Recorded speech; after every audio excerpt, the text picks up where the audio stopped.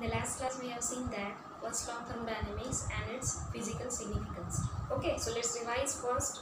First law of thermodynamics, the statement is Q is equals to delta U plus W. So this delta is nothing but the change in internal energy is U2 minus U1 plus W. So this is the statement, that is when a certain amount of heat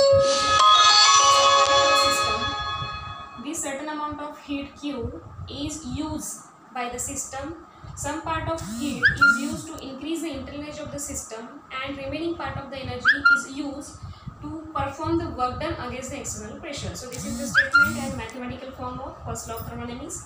And if there is a small change in the system, this we can write dq is equals to du plus w. So du plus dw. So this is the second derivative form of the first law of thermodynamics. Okay. So then the physical significance.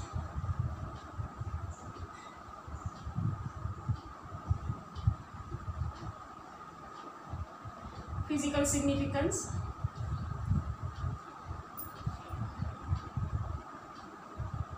So first significance we have seen that this is the relation, means the first law of thermodynamics gives the relation between the heat and the work done. So this is the heat and work done. So that's why the heat is transferred only by the expenditure of energy, or the energy.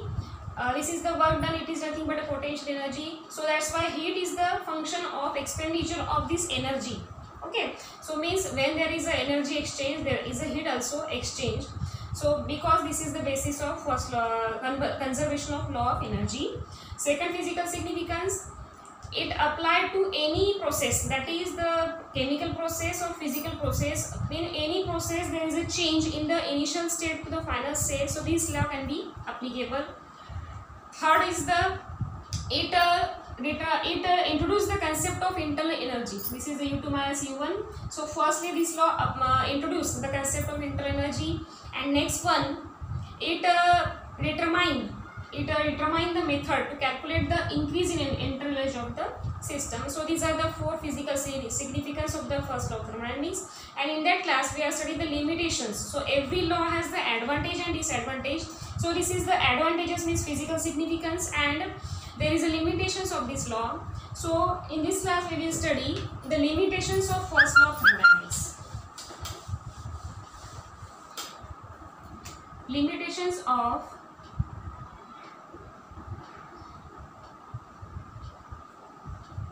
first law. Okay. So first limitation is this is the important limitation. It does not specify the direction, it does not say anything about the direction of flow of heat. It does not say anything about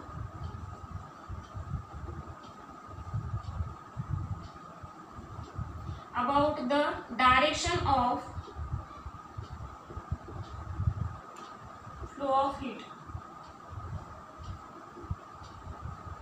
Okay, so this is the first limitation, means heat can transfer to high temperature body to low temperature body, or low temperature body to high temperature body. There is no any consideration that the direction of flow of heat. Okay, so then second limitation,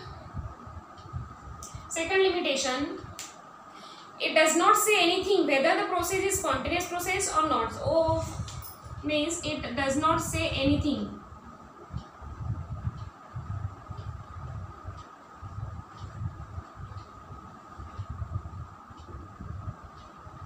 that the process is spontaneous process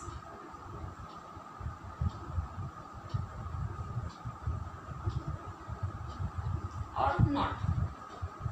The first law of thermodynamics does not say anything about the process is spontaneous process or not. Spontaneous process means the process which can take place itself or initiating. That means there is no any medium or no any mediator matters to perform this process, means it perform by itself. So this is called the spontaneous process. So in this first law of thermodynamics, the process happens with energy is supplied to a system, and after that there is a work done by the system and increase in the energy of the system. So in that process there is no any consideration of the process is spontaneous or not. So this is the second limitation. Third limitation, that is, it does not specify that the heat cannot flow from low temperature body to high temperature body. It does not specify that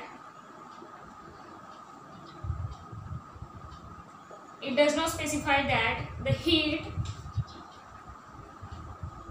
cannot flow from low temperature body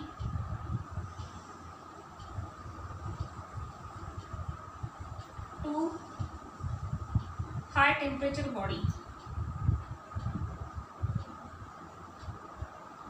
So this is the third physical significance, means when there is a change in the temperature of two systems, that means first system is at higher temperature, second system is at lower temperature. So it does not specify the direction of flow of it. That's why it does not specify that the heat cannot flow from the low temperature body to high temperature body. Okay, so this is the third limitation. Then fourth limitation, according to first law of thermodynamics, the internal energy of the system constant, that is du is equals to constant. Okay, when du is equals to constant, this dq is equals to dw. Okay, means the heat supplied to a system is converted totally in the work done.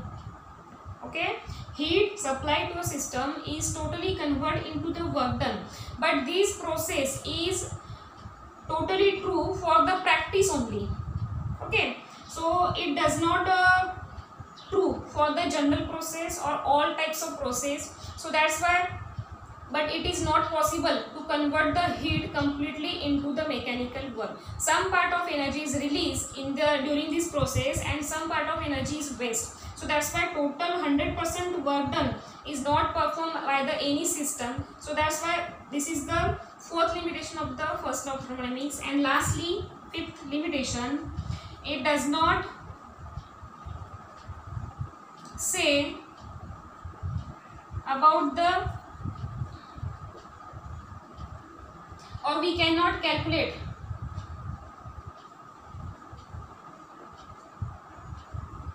exact amount of internal energy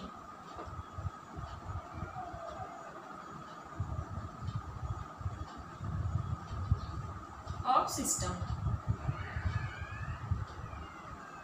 Okay, means we can calculate only U2 minus U1, that means the change in internal energy of the system, only change, not the exact value of the internal energy of the state of the system. Here, state of the system. So these are the limitations, 5 limitations of the first law of thermodynamics. First is it does not say anything about the direction of flow of heat. Second, it does not say anything the process is spontaneous or not, means it takes place itself or initiative. It does not specify that the heat can flow from low temperature body to high temperature body.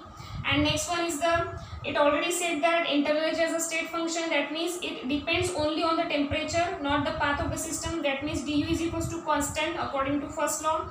But as du is equals to constant, dq is equals to dw, means whole heat converted into work done. So this is not possible in actual practice. Okay, so it does not say anything, or we cannot calculate the exact value of internal energy of the state of the system.